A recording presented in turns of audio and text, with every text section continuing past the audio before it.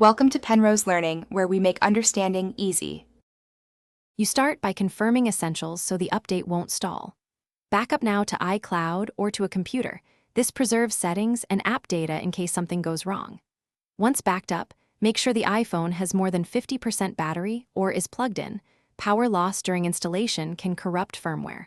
Also verify Wi-Fi is stable and free space of roughly 510 GB exists.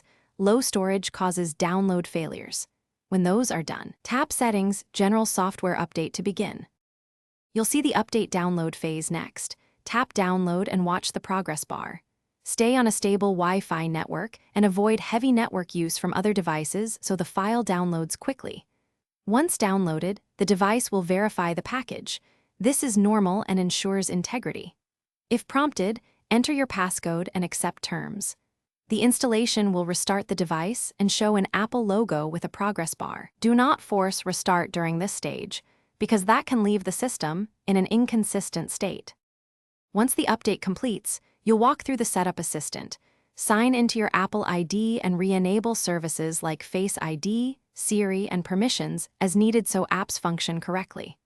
After setup, go to Settings right arrow General right arrow about to confirm iOS 26 is installed and note the build number. If something went wrong, reboot and try again.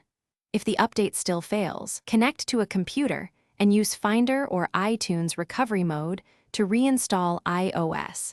This resolves corrupted installs in most cases. Thanks for watching. If this was helpful, leave a like and consider subscribing. See you next time.